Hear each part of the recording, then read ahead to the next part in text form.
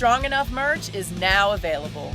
Go to strongenoughpod.com and check out all the stuff that you can get so that you'll have those daily reminders that you are strong enough, you are worth it. Welcome to the Strong Enough podcast, where we talk about the challenges and celebrate the triumphs of people just like you. I'm your host, Claudia. Today's guest is a single mom who went from burned out in the corporate workforce to running her own business successfully. She's going to share tips and tricks today on how you can avoid burnout, how you can keep a great work-life balance, and the tattoo you should never get if you want a professional job. Please help me welcome Dr. Guyla Greenlee. Dr. Guyla, how are you today? I'm doing well. How are you? I am well, and I have to tell you, I'm just loving this conversation already because you are literally radiant right now. Oh, thank you.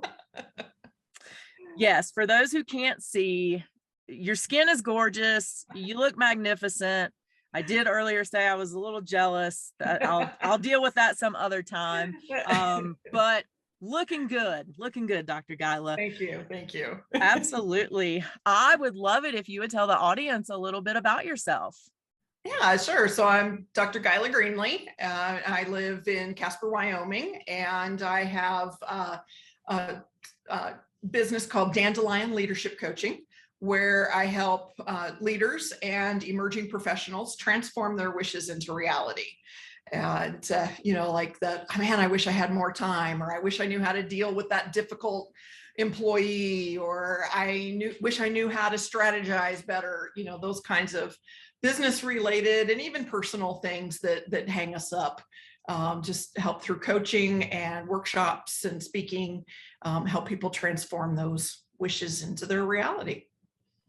I love that. And one of the things I saw on your website that I thought was super cool was that you say that you're here to help people get there. Yeah. How'd you come up with that? That phrase? Yeah. I don't even remember at this point. I just, because it's perfect. So my background, I have some background in journalism, and I have some background in nonprofit management. And before I left to get my doctorate and start this business, I was the CEO of a trade organization. And just a lot of the things that I try to work with Dandelion are the things I wish I'd had when I was a CEO. And so I guess that kind of, it's like, man, I wish I'd had this then to get me to where I could have been. But now I'm going to help someone else go from where they're at to where they wish they were. Which is such a cool thing to do, because so many people would wish they had these tools, but then just stuff them in their own toolbox and go on their merry way. Yeah. One of the things that I've learned over the years is why not? There's so many people, and I challenged myself with this, and I started challenging other people with, I wish I could go to Ireland. And is something I hear people say all the time. Well, I've been twice. And I started going, well, why not? And so, oh, well, it's this, or, oh, it's that. And I had all those things with myself. And I had someone saying, but you have time off, you have money in savings, you have all this. So I went, and it was one of the best things I did. Went on a all by myself trip to Ireland for 2 weeks. That is amazing. I am so envious of people that are comfortable traveling like that, like international travel and things on their own, because yeah. I'm good. I travel a lot for work, so sure. I'm fine traveling, but there's something about going to another country that kind of makes me a little about being alone. So how awesome was it? It was great. And I've traveled internationally with other people before. So I've been in group settings, and then I'd always thought that, as you age and you get to retirement, and so if you think, oh, I'm going to travel with that significant other or whatever. Well, I ended up getting divorced, and I've not remarried.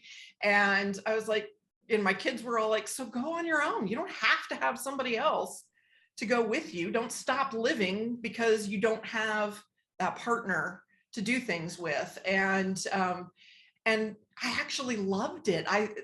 It was so great. I got to do whatever I wanted to do on my own time, when I wanted to. I was in my head a lot, but that was okay, and then I got to come home and tell everybody about it.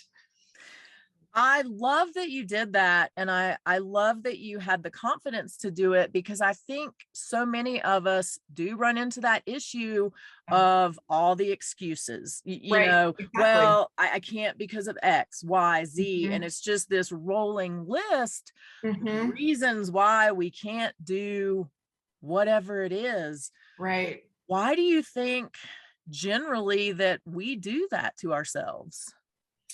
I think a lot of our society and everything around us tries to put us in boxes, and we're defined by who we think we are, or who we think we want to be.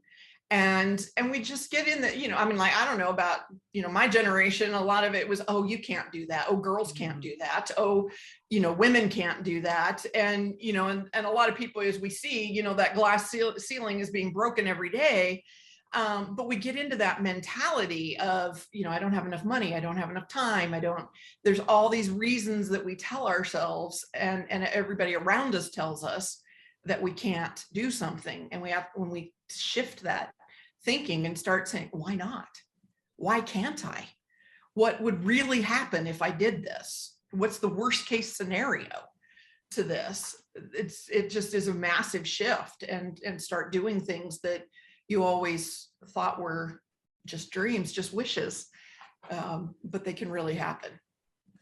I can totally relate to that, because I told you earlier, I live in Breckenridge, Colorado, and you can probably tell by my accent that I am not from here. No. So my husband and I would vacation here every year. And every year we would come out and we would say, oh my gosh, one day I want to live here. One day we're going to move here. One day, one day, one day. Right. And so in 2015, in January, we were here and we were saying that again, one day I'm going to move here. And I looked at him and I said, well, why not now? Like, I work from home, so I can be anywhere. So what if I come out here, try it out? Because you know how it is with, is the place really going to be as great as you think it is? Absolutely. And if you go during the summer or during the winter, if you're a skier, right, you just never know what you're going to get. So we found a condo and I came out here, and that was 7 years ago.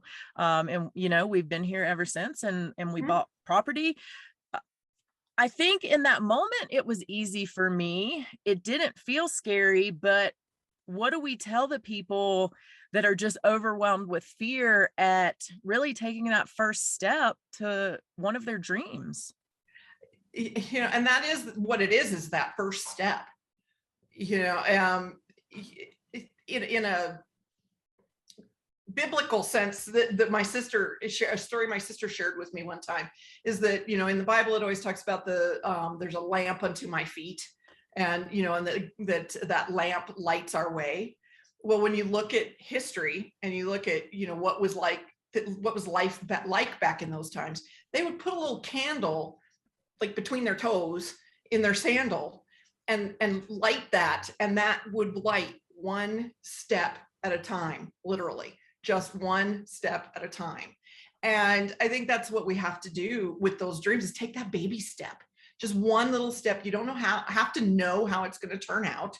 You don't have to have all the answers. And I'm the type of person, I'm very much into type coach. I'm a master certified professional with type coach, which is the Myers-Briggs type of personality type, but it's based on that Jungian stuff. And as an ESFJ, the SJ temperament is very responsible.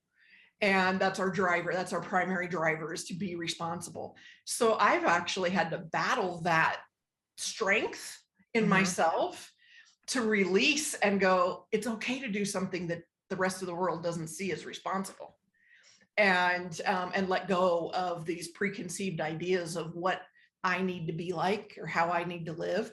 So when somebody's wanting to take that first step, I think that tiny little candle on the end of a sandal, and just take that first step, dip the toe in the water, as they say, and try it. And then take a breath and realize I'm still alive. The world didn't end. The world didn't crash around me. And then take that next little step. I want to say to everybody, we are not advocating that you put actual candles in your toes. Right. I think it sounds great, but I can see the emails now as people are like, but my foot got burned. Yeah. But yeah, what? But my feet are really soft now. Yeah, it's a great way to wax off the hair on your big toe. Yes, so there you go. But I love that analogy because I think it really breaks it down into something that makes it much less scary and much more doable for most of us to look at and say, yes, maybe I can do that. Yeah. What do you think is the best first step for people? Like, take that little step, but when you had that negativity and that fear for so long, what is the best first step to just get your toe wet? One of the things that I like, that I really focus on with my clients, is getting to know themselves. You know, and a lot of that through Type Coach, through Be a Character Strengths is a free assessment out there.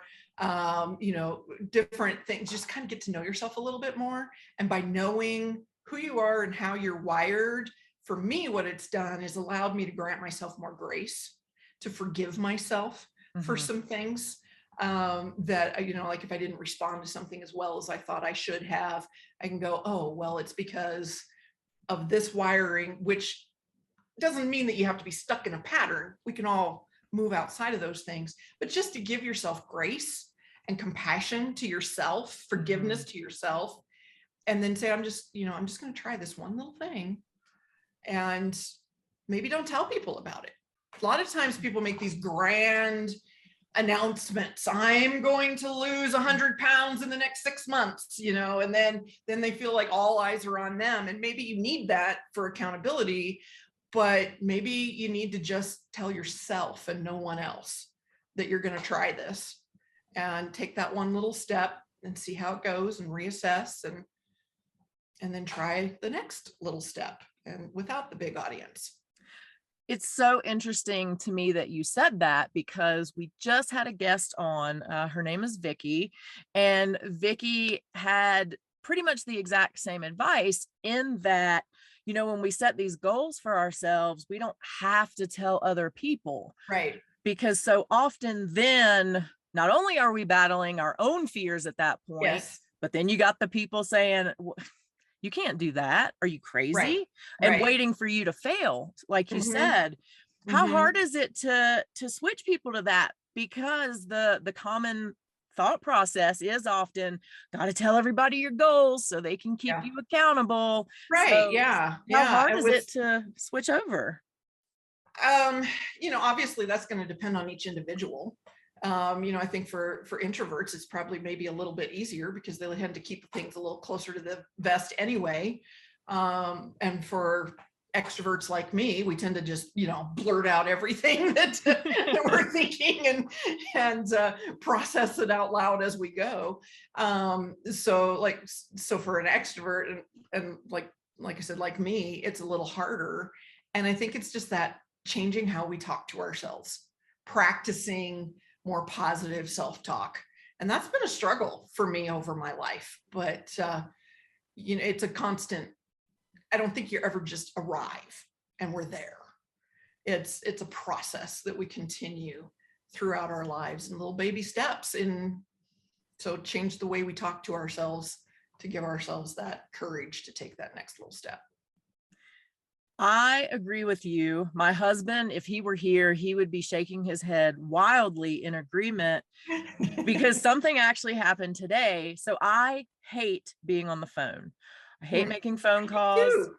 Oh my God. Like, my phone is for texting and emailing and searching the internet. Like, why are you going to call me? You know, somebody called me today and I didn't say hello. I said, really? Really? So, but that's not the thing that happened. So I had to make a phone call today. But this is a thing, you know what I mean? It's not just like normal people who are like, oh, I have to make a phone call, and they pick up their phone and they dial. This is like an all day event for me of like, I have to make a phone call today. Yeah. Whoa, Yeah. my phone call is at 1:30. And then like the whole day is leading up to the phone call. Yes. And so like an hour before the phone call, I looked at my husband and I said, I'm super stoked for this phone call. It's going to be great. And he looked at me as though I had 3 heads and an alien was one of them. And he's like, what now? And I was like, well, I'm trying to convince myself Yes. that it's going to be great, and then Yes. it will be great. Uh-huh. And so went and did the phone call, came back, and I was like, that was the nicest guy ever. And he was like, see, I told you. But it's amazing, just the smallest little things that we tell ourselves can truly affect everything that we do. And it can turn, you know, a dummy like me into like stressing about a phone call, literally from like 6:30, well, 6 when I got up this morning until 1:30 when I made the phone call.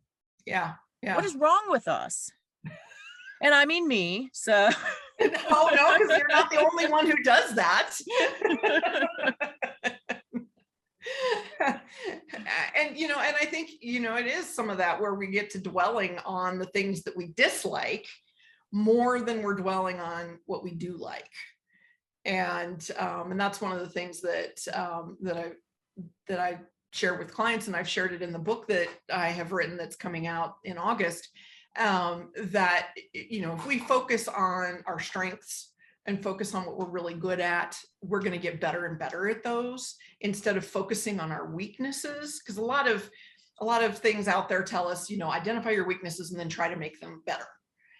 But that's actually almost reverse psychology. You know, it doesn't really always work that way, because then you end up dwelling on the weakest part of yourself, and then you're frustrated and you're struggling. And so if you can focus on your strengths, and one example for me is that as part of getting my doctorate in strategic leadership, we did a whole thing on Clifton strengths, and you do the top 5 strengths, but the Gallup Clifton strengths. And my top 3 are communication, responsibility, and the woo factor. And I was like, what the heck is woo? I am not a woo girl. You know, to me, like a woo girl is like, woo! You know, and that's not me. So then my professor explained it as it means winning others over. Oh. And it's a way of being able to make an immediate connection with people. And so as we were discussing that on our Zoom meeting, some of my classmates were texting me going, I felt a connection to you right away. You pulled me in right away. And so then I realized, okay, yeah, I do very quickly warm up to people. And so then you mix that with communication, and then I can apply those strengths to dealing with my weaker area, like conflict. I hate conflict, and most feelers do. And so by focusing on my strengths of communication, responsibility, and connecting with others, I can use those strengths to deal with a conflict issue and get through it more successfully than if I was just dwelling on the fact that I hate conflict. I feel like we should drop a microphone right now or spray some confetti. I mean, that was really amazing, because you're right. People focus on their weaknesses and then just get wrapped up in that, instead of looking at it the way you said, where no, let me use these good things that I do and make those help me deal with these other things. Yeah. I do like conflict. I love a good scene. So that there is that. You know, through the pandemic, a lot of us have started working from home or continued working from home. Yeah. I know one of the things that you help people with is a work-life balance. I would love to hear, you know, some of your thoughts on that and some of the things that people can do to have a better work-life balance and make sure they're getting done what they need to get done for work, but they're not sacrificing their home life, especially if work is at home. Right. And that is difficult when it is at home. And, and like for solopreneurs, it's our life. Mm-hmm. It's really hard to, it's who we are and what we do. And so it's kind of hard to break that off. But I learned the hard way through when I was a CEO. I let all my boundaries be blurred. And I absolutely dedicated everything to that job. And then I came to an emotional and physical absolute burnout. And I realized in hindsight that what I thought was being responsive to my leadership, being available to my members, things that I in my head told myself were good things that made me a better CEO, they were actually the things that broke me. Because I was too available. Mm-hmm. I would answer those 6 a.m. text messages, or I'd be thinking about something and unable to get to sleep. So I'd get up and fire off an email at 10 o'clock at night. And I'd still be responsive during vacation time and stuff. And I actually had one of my presidents, I had a new president every year, which meant I had a new boss every year. Mm-hmm. And in one of my reviews, he said, we give you more vacation than your staff gets because a healthy you is worth more to us than a broken you. Mm-hmm. And that was really valuable for a while, but I'd already gotten into bad habits. Right. And so it was really hard to break those. So then when I first left that and started this business, my dad was watching me one day and he's like, you're doing the same thing. You're putting everything into this one basket. Mm-hmm. and not taking time to relax. And so I now am like scheduling fun, and I encourage that to my clients as well. I have one client right now that I'm working with that what brings you joy? And in her case, she said riding her bike. And I said, then just once a week, try to get a bike ride in. And she's saying that how much that's changing her mindset. And so again, back to baby steps, and trying to separate out, have those times. I'm going to go work for 2 hours, set the timer if you have to.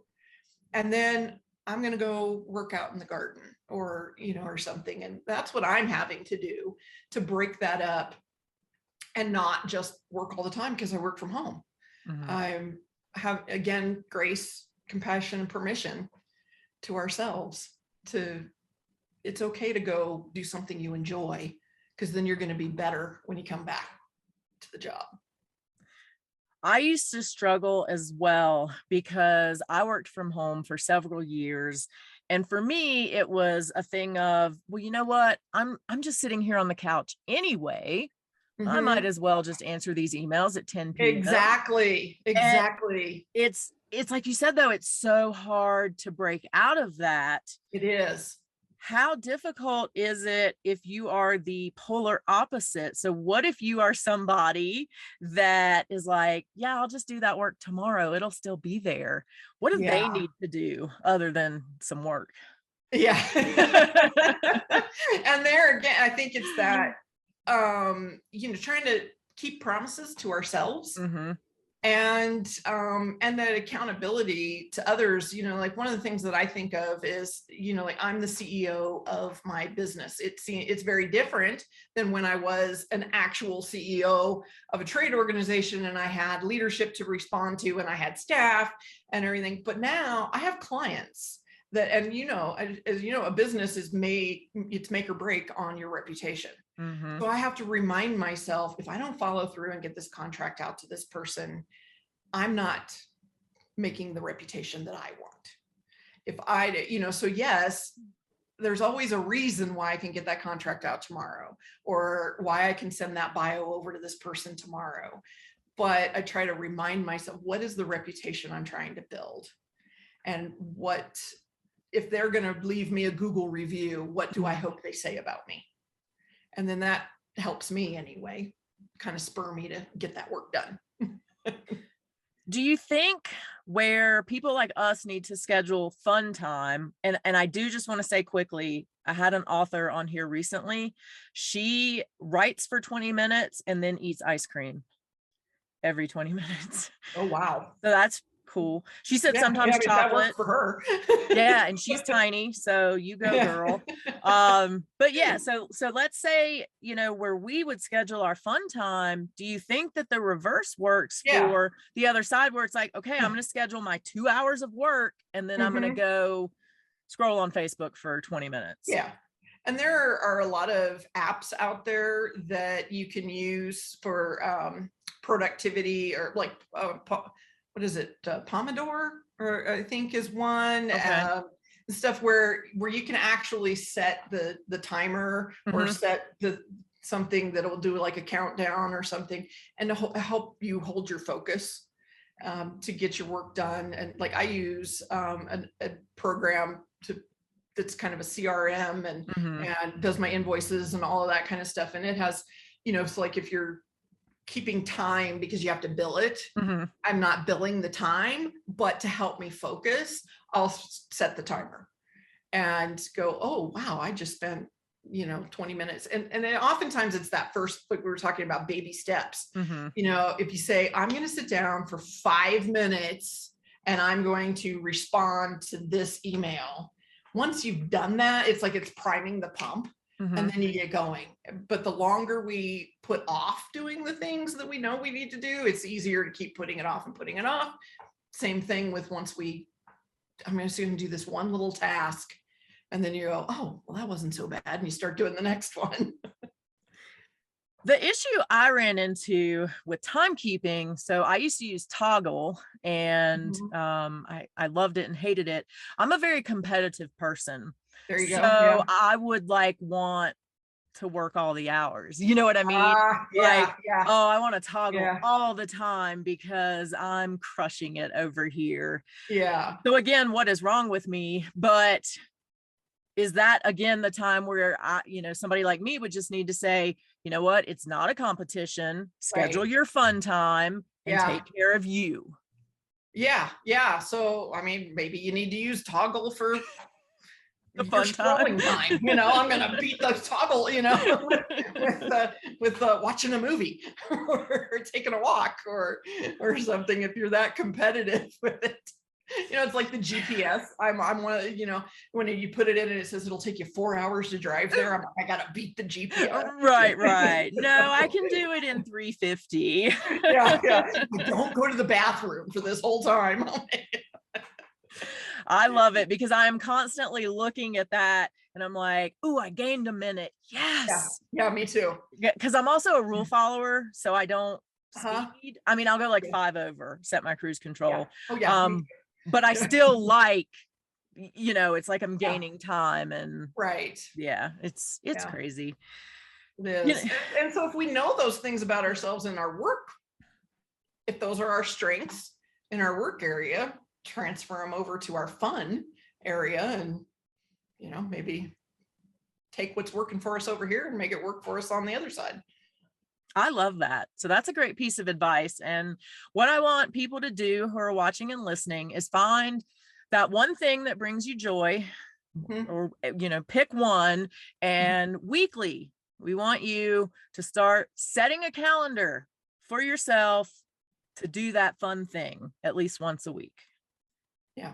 I think that's a baby step that everybody can accomplish. Well, that's like one, the big question I always ask myself is, what's the worst that can happen? If you look at the worst case scenario, what's going to happen? How is your life going to fall apart completely if you take 1 hour to go do something that makes you feel better about yourself? Exactly. And once you start looking at, what really would happen, it's almost laughable in some ways what we do to ourselves. How we convince ourselves that the world's going to collapse if we don't take that time. Right. And guess what? It doesn't.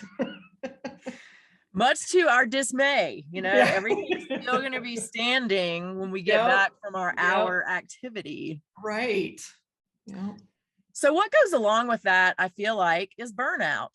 Because when you are a you or a me who doesn't have the right balance. And even, in Yep. certain professions, I know you mentioned that you did a lot of work with nonprofits, and a Mhm. lot of those can be very stressful. So Yep. how do we deal with burnout, and how do we either avoid it altogether if that's even possible, Mhm. or at least try to minimize it so we're still happy and productive? I think it goes back to all the things that we've been talking about. That, get to know yourself, how you're wired, why you react the way you react, and then learn to identify those triggers Mhm. and start paying attention, start noticing what's triggering me. One of the things I did when I left the association before I decided to leave, so I did a lot of journaling, and I Mhm. wrote a lot of, this is what I love about my job. This is what I hate about my job, and then I went back kind of through my whole work history and went, what Mhm. have I always loved at my jobs? What have I always hated at my jobs? And then went back and went, what can I delegate? What am I doing just because I think I have to do it? But what would happen if I didn't?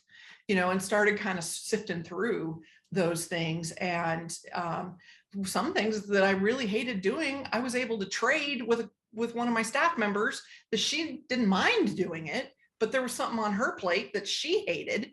So we just traded the task. And that helped relieve some of that stress. And then, and then just making sure to shut the phone off. That was a big thing I had to learn to do. Was I disabled my work email when I went on vacation, because if it still came in, I Mhm. would still look at it and I would still deal with it. So I'd just go into my settings and switch it off for the time I was on vacation, and then I'd switch it back on, and yeah, I'd have a backlog of emails to deal with, but it cleared my head during that, Mhm. which is what vacation is supposed to do. It's Right. supposed to give you that break from the constant thinking about the work. And so I just learned to do that, or some people carry two separate cell phones. That was too much for me. I couldn't Mhm. keep up with that. But some people have a work phone and a personal phone, and then just leave the work phone off at night and off Right. during vacations. But I found that if I turned off the emails, that made Mhm. a huge difference in my stress level when I was off for the weekend, even. Mm. Because otherwise I'd work all weekend, I'd work all night. Right. I love that idea because I was really proud of myself. I had a 3-day weekend last weekend, and I looked at my emails, but I did not respond. But I Yeah. had to like convince myself, like, this can wait till Tuesday. It's Mhm. fine. It's fine. It's fine. Yeah. And you know what? The world did not It end. didn't. Yeah. And when I was working on my final project for my doctorate, the my chair person shared with me that she had been gone for like a week, took vacation or something, and she came back and there were all these emails piled up, and she said she just clicked on the first one, clicked on the last one, delete, and deleted the entire backlog of emails. And she said, and you know what? It didn't end the world. And the people who really needed to get a hold of her resent emails or picked up the phone and called her. And the stuff that was junk was just gone. And I was like, Miss Responsible here. Right, I'm like, right. how could you do that? And so her encouragement to me was just turn the emails off while you're writing your final project. And I had to, just learn to, that's not the priority right now. Mhm. This is the priority. And sometimes the priority is me. Yes. That's hard Yes. to get to, especially when we're in that younger, building the career, building the family, Mhm. and stuff. And when I was the CEO, I was a single mom of teenagers. And so I was the boss at work. I was the boss at home. Everybody needed a piece of me and everything. And sometimes, and I just had to say to my kids, I need 30 minutes when I walk in the door where you don't ask me a question. You don't ask me to make a decision. Please give me 30 minutes. And a lot of time, what I actually started doing was I'd do yoga the minute I got home. I'd get Mhm. home, change my clothes, and do a 30-minute yoga practice. And that like really changed my focus, because when you're trying to balance when you're trying to do tree pose or something and you're focusing on that dent in the wall, to keep you from falling, you can't think about all that other stuff. Right. And I found that really helped me as well. I'm not a mom. I'm a fur mom, or I have a fur child, whatever. I know people hate that. I have a dog. So, but I understand, because I even have it with my dog, that a lot of moms or dads or single parents sometimes have that mom guilt. Absolutely. That they're not spending enough time with their kid, or that they are taking time for themselves. How do we convince them that it is okay and that it's actually necessary to take care of yourself to be better for your kids? And that is hard, because until we've experienced it ourselves, sometimes we can't learn from others. One of the triggers for me that kind of solidified some things for me is that a former president of the national organization that I was at the state level with, being the president at the national level destroyed his health. And several years after he was no longer the president of that organization, he'd had heart attacks. He was on oxygen, literally on oxygen, and he spoke to a group of CEOs at the state and local levels. And, he used the same old thing of, you have to put your oxygen mask on first, like they say on every flight. But it like resonated with me so much, because here's this poor man speaking from a seated position. He's addressing a whole group, but he's in a seated position with his oxygen tank. He literally had to have his oxygen on before he could speak to us. And because I had known him before he was in that position, standing upright and tall and strong, and then after he'd let his health go because of all those burdens, that really kind of tripped me into oh my goodness, I'm on the path to be the one sitting there with the oxygen. I have to make a change. How did that feel for you to do that? It was really scary, because I ended up with atypical pneumonia in the summer. Oh gosh. Yeah. So I fell asleep at a stop sign. And when I got to the doctor, they thought maybe I'd had a heart attack or something. And it turned out to be atypical pneumonia. And that's when I decided I had to resign from my job, because and at that time, that was the 1st of August. I put in my resignation in October. I worked to the end of the year. In that time, I took 7 trips and never missed a single day of work with atypical pneumonia. And it was like, I can't keep doing this. I'm killing myself. I am literally killing myself. And it was seeing someone else doing it, and then recognizing that pattern in myself, that really gave me the wake up call. And now because I did flame out and crashed and burned. I hope that other people don't have to do that. I don't want them to get to the point that I was. My dad always said to me, you can't possibly live long enough to make all of the mistakes in the world, so please learn from mine. And that's what I say to my clients, or to potential clients or something, is please learn from my mistakes.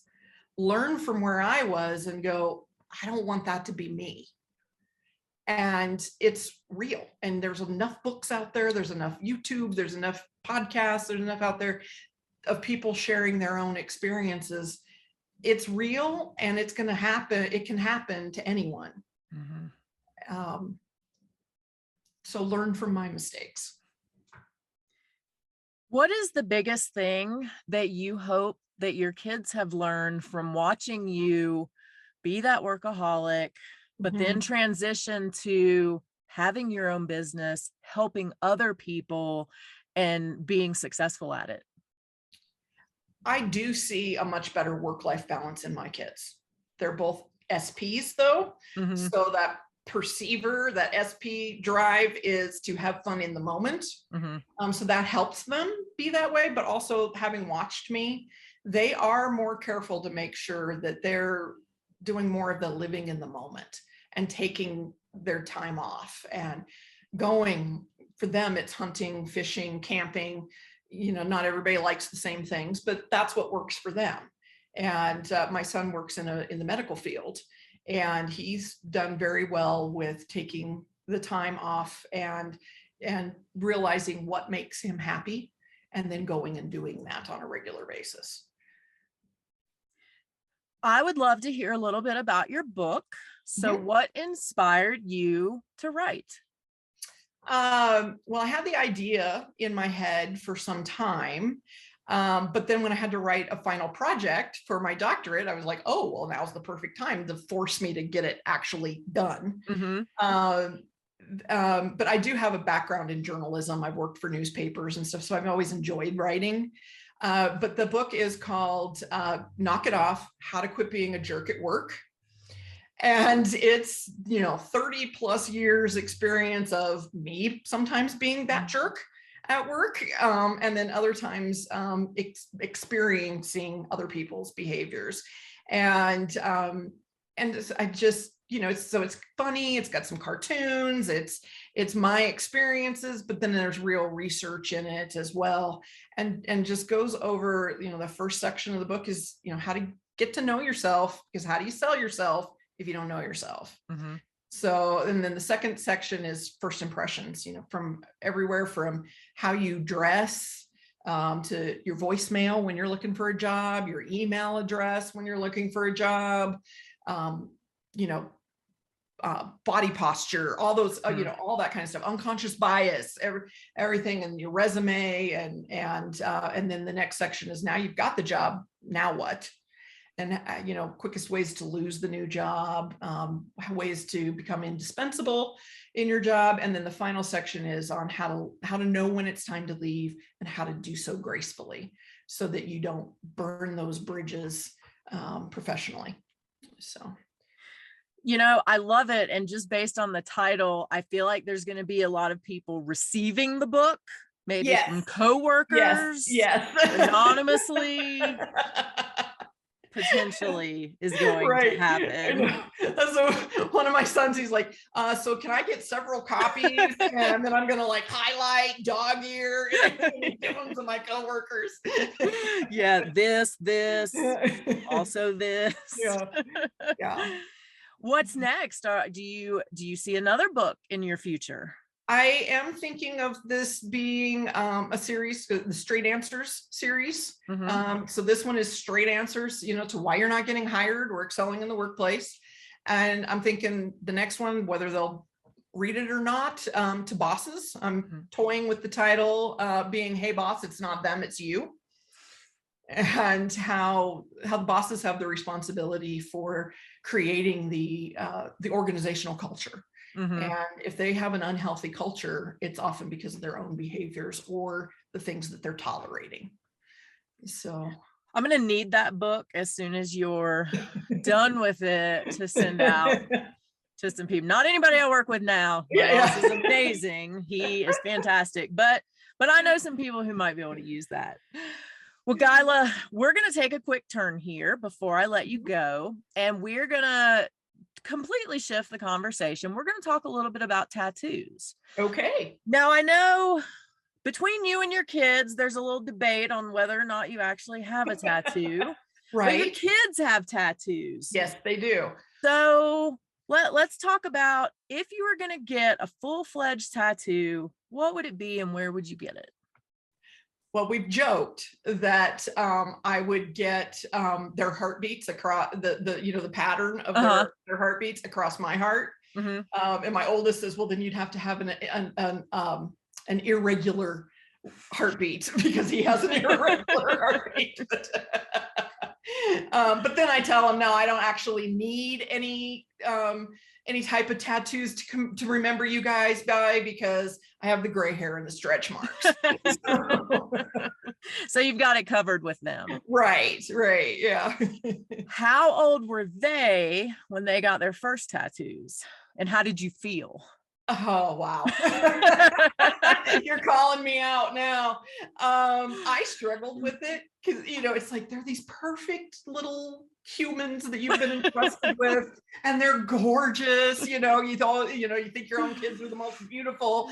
And then you're putting this stuff on there. And so my oldest son got his first tattoo when he was on leave from a 1-year deployment to Afghanistan. And it was a commemoration to friends of his that he lost over there. How can you argue with that? You just can't. You just can't say anything. And then my next son, they had made a pact. They were together when the oldest son got his tattoo, and they'd made a pact that when my next son was in the Army, that they would be together and he would get a similar tattoo. So, and then my daughter was with my daughter-in-law when she got her first tattoo, and they made a pact they'd be together. So the second children's tattoos all happened at once together when we were all together as a family. So I'm holding my granddaughter in my arms, and I said, Riley, do you want to come watch Auntie Gina desecrate her body? That did not go over very well. But I've gotten over it. In my generation, the people who had tattoos were the guys that were in prison, or the bad guys, or military. And, now both my boys have been military. And, so it took a little bit of that, and getting past that it's a different generation. It's a different mindset. And I don't care now. It's not going to change how much I love them. I get it though. I get it. I feel the same way. You know what I mean? Like, I have a lot of tattoos, but I still judge people with certain tattoos in certain areas. Exactly. Like the face. That's a no zone for me. Yes. And I actually talk about that in my book. There's a whole section on tattoos and professionalism and stuff. My daughter-in-law worked for an employment agency, and there was one guy that just never got decent jobs. And he was really complaining about it, and to her, and she's like, do you really not understand why you're not getting jobs? And he's like, no. And he started calling it race or something. And she goes, no, it's because you have "fuck you" tattooed across your lip. And she's like, get it removed, grow a mustache, something. But, and he was just oblivious to how that affected him professionally. I can't think of a worse face tattoo, if I'm being honest. I know, really. Wow. Okay. Well, and now I can't let my sisters listen to this podcast because I said that word out loud. Earmuffs on the sisters. So, because we know that a lot of our viewers and listeners have tattoos and love tattoos, what's your advice for tattoos in the workplace? If you want to have an offensive tattoo, what others would consider offensive, it's not going to be offensive to you because you're getting it. But if it could be seen as offensive, put it somewhere you can cover it up. Because the main thing is when, a lot of people, it's self-expression. Your tattoos are for you. They're your self-expression. But when a boss is hiring, they are hiring you to represent their business. They are not hiring you to express yourself. So if you want a job in certain areas, like particularly professional fields, lawyers, doctors, there's still some stigma against that. So just be careful where you have them placed so that you can cover them if you need to. Because I know one girl that she lost a job because she had a finger tattoo, and it was in the medical field, and they required that they be removed or covered, and she had to wear a Band-Aid every day to cover it. And one day the Band-Aid fell off and someone reported her, and she lost her job. Wow. It's still a serious issue in some fields. Well, and I work in a professional field, and I just cover, like, I know that I'm going to wear long sleeves when it comes down to it, because I understand that not everybody loves tattoos as much as I do. I do not have any tattoos that say "fuck you," so that's a win. That's a win, and that's going to be our other advice for the episode. Don't put candles in your toes. Don't get a "fuck you" tattoo, particularly on your face. Yes. I feel like we have those are really strong, healthy tips. I agree. Mhm. Guyla, where can people find you? So if they want to talk to you about coaching, if they Mhm. want to grab this amazing book that is coming out soon, or if they want to talk to you about your kids' tattoos, where can they find you? So I am on Facebook, Instagram, LinkedIn. I have the private, the personal pages, and also Dandelion Leadership Coaching pages, and then my website, dandelionleadershipcoaching.com, and any email, Guyla, Guyla, at dandelionleadershipcoaching.com. And the book is currently available for pre-order. For the ebook is available for pre-order anywhere you get your ebook, and then it's supposed to drop the first week of August, and then the paperback will be available shortly thereafter. Awesome. And it will be available in all places where you get books. Fantastic. We like to recommend Barnes and Noble here. I'm Okay. also an Amazon fan. And it will be available in both places. Yeah. Perfect. Guyla, you have been truly a treat. I absolutely have loved chatting with you, and I'm so thankful that you decided to hang out with me today. Yeah, I've enjoyed it. It's good to talk with you. Thank you. I hope you guys enjoyed my conversation with Dr. Guyla as much as I did. I truly appreciate all the advice she gave about taking care of yourself and how important that is. I also love her analogy about taking tiny steps and going one step at a time to make things feel less intimidating and less overwhelming. So remember, until next week, you are strong enough, you are worth it. Thank you for listening to the Strong Enough podcast. You can find us on your favorite podcast platform by searching Strong Enough. And on YouTube, we're on the Spear Talk channel. Don't forget to follow us on Instagram and Facebook at Strong Enough Pod. If you have suggestions for an upcoming episode or a future guest, please reach out at strongenoughpod@gmail.com. Remember, you are worth it.